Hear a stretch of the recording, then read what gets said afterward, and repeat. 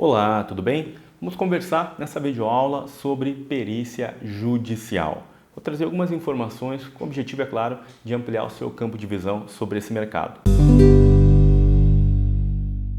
Uma coisa que é muito importante você entender: existem duas formas de atuar nesse mercado, como perito judicial, ou seja, aquele profissional que foi nomeado pelo juiz, ou então como assistente técnico, onde você pode ser contratado pelo réu ou pelo autor.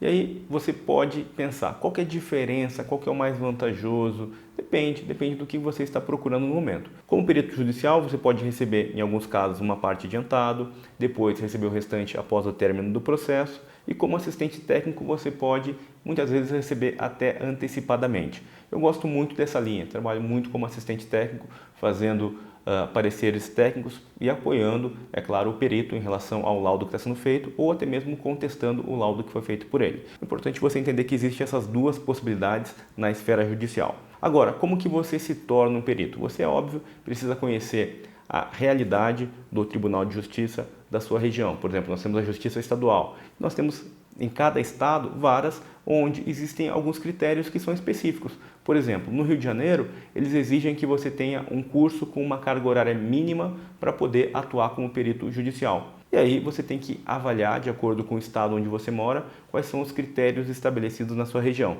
Nem todas as regiões do Brasil exigem treinamento nessa área. Mas o que é importante? Esse treinamento, ele geralmente te dá uma visão geral sobre o mercado, sobre como você pode fazer um laudo, uma ideia macro. Uma coisa que você precisa atentar é que a maioria dos treinamentos na área de perícia judicial, eles têm como público-alvo pessoas de áreas diferentes. Eles colocam, por exemplo, profissionais da área de engenharia civil, com profissionais da área de elétrica, mecânica, contabilidade. Por quê? O objetivo é repassar uma visão geral para que você possa entrar nesse mercado, trazendo os conceitos básicos, como você pode elaborar um laudo, conhecendo um pouco mais sobre a realidade. Isso é muito importante. Agora, o que é muito importante que você também tenha? Conhecimento técnico sobre aquilo que você está se colocando à disposição para fazer um laudo. Isso é muito importante. Então, são duas coisas diferentes. Uma coisa é conhecer a realidade, o contexto, e outra coisa é saber como faço esse serviço. Deixa eu te dar alguns exemplos em relação a isso. Vamos supor uma fraude com energia elétrica, onde a concessionária entra com uma ação contra um cliente. O valor da multa chega a quase R$100 mil. E o cliente procura se defender. Às vezes a concessionária está certa e às vezes ela também está errada. Digo isso porque eu conheço muito bem a realidade das concessionárias de energia elétrica, porque já trabalhei exatamente com essa função dentro de uma concessionária, fazendo fiscalização de fraude.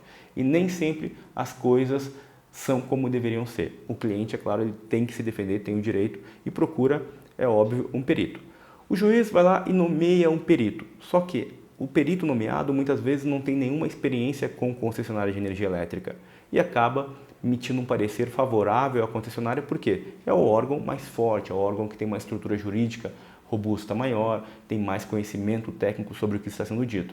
E o papel do assistente técnico, caso você seja assistente técnico, é verificar, de acordo com o seu conhecimento sobre aquele assunto de fraude com energia elétrica, se o parecer foi feito de maneira correta ou não. Caso não tenha sido feito de maneira correta, você vai solicitar a impugnação. Tem casos onde o cliente realmente faz fraude, mas é muito comum acontecer situações onde o cliente também não tem culpa. Nessa hora você precisa conhecer todo o fluxo de emissão do termo de ocorrência de irregularidade, é um documento feito pela concessionária, como que você encontra uma fraude, você precisa ter experiência na área, na atividade em si de perícia. Deixa eu te trazer um outro exemplo em relação a isso. Perícia com adicional de periculosidade, por exemplo. O funcionário trabalhava em uma determinada empresa que não atendia aos critérios da NR10. Ele desligava um circuito, ficava correndo o risco de ser energizado acidentalmente e a empresa não paga periculosidade para nenhum funcionário na área elétrica. Por que as empresas fazem isso? Risco calculado. Pode ser que de cada 10 funcionários, um entre na justiça quando sair da empresa. Um outro exemplo que você também pode atuar como perito ou assistente técnico são os casos onde existem irregularidades com crédito de ICMS na fatura de energia elétrica. Esse é um serviço que nós fazemos, tem também programa de mentoria em relação a isso. Por quê? As indústrias as empresas, melhor dizendo, que têm um processo de industrialização, elas conseguem recuperar grande parte do ICMS que é pago na fatura de energia elétrica. Só que para isso elas precisam de um laudo técnico e esse laudo precisa passar por atualizações periódicas. Existem casos onde a Secretaria da Fazenda pode constatar que esse laudo foi feito de maneira irregular e solicitar a glosa desse laudo. Atualmente estou participando de um processo onde uma empresa está sendo autuada com valores que ultrapassam R$ 1 milhão.